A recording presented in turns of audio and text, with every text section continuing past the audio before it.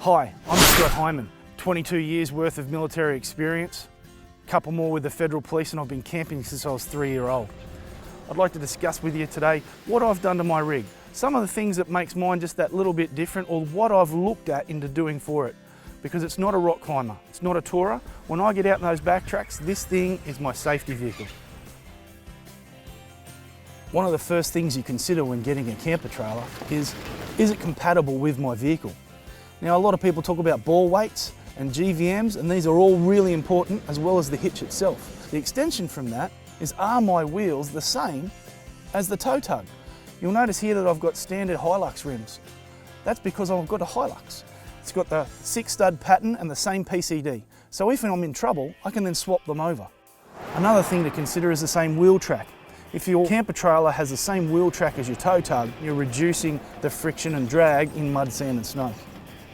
In this world of hybrids and crossovers, pay attention to the height of your camper trailer and the height of your vehicle. Go too high, you increase drag, therefore a negative effect on your fuel economy. An additional safety feature on my rig is the wheel nut indicators. You'll see these on large trucks out on the highways, but by having them on my vehicle and my camper trailer, I can now do a quick walk around the rig to see if there's a wheel nut has come loose. Now, you'll notice that when you're at the petrol station that the bowsers are all different sizes for unleaded and diesel and even high flow. With the diesel key, it'll help you stop from putting in an unleaded petrol into your diesel tank. Not only that, when I'm out west, perhaps I'm out fishing, an unscrupulous person might come to try and siphon from my tank, but they can't do it because it's got a locking mechanism that can only be undone by a diesel bowser itself. Something else to consider, that's the outlet for my air compressor. So I've got my air compressor hardwired to the vehicle with a switch next to the front seat. All I've got to do is grab the satchel bag from underneath the front seat with the hose and fittings, turn on the air compressor and on my way. Why here? Well, the funny thing is, I've got a dust cover.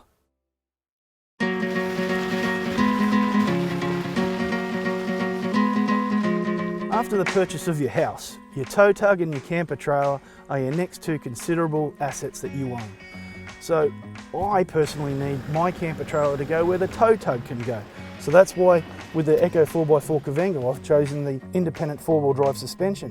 Whilst we're under here, water tank.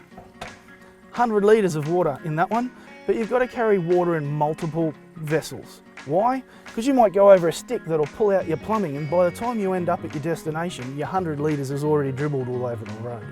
So backup water. Jerry cans, and with this one you can have 4 jerry cans, but you've also got to look at the water contamination. You've got to keep it clean. An air filter on your air intake to your main water. These days 12-volt technology has come a long way. Gone are the days of gas, lanterns and cooking. If you're going to stay at a spot for longer than a few days, you might want to consider an external source of solar. I have a Red Arc flexible solar panel of 72 watts. Consider carrying a simple spotlight. Have an external jack on your camper trailer. Why? You can sit there and you can teach kids about the nightlife, the possums in the trees. You can use it for search and rescue beacon up into the sky, and sometimes more importantly for your own safety, because how many of us have been in a state forest or a national park and the poachers have come by and you've been wondering how to scare them off? The first thing is poachers don't like being seen.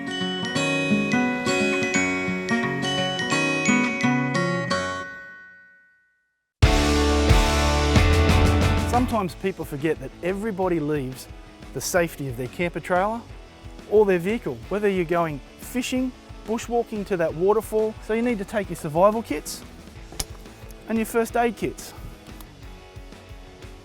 One of the most important pieces of equipment you'll take into the Australian bush is a PLB. That's an EPIRB for land lovers. It's a simple communication device with a 5-watt battery that'll boost your emergency signal to a satellite to the only dedicated search and rescue satellite systems on the planet.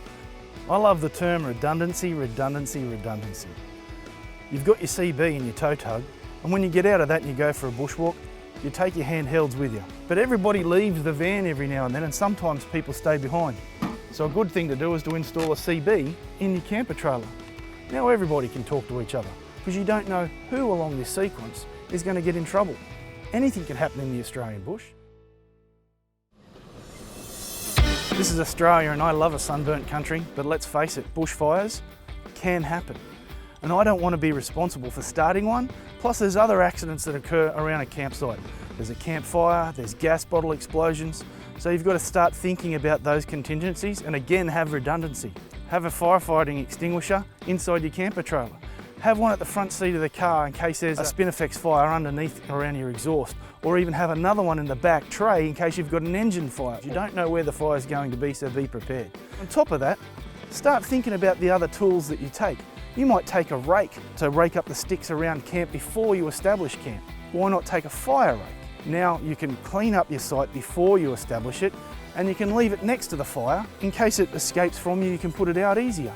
Everybody should take a great axe with them out scrub, but this one's a Nordic Firefighting Axe, so it's a little bit different. You'll notice that it's got a pick on it. Now you can lift the billy up off the fire and move it from a hotter to a colder part of the fire. You can help get tent pegs that are stuck in the hard ground.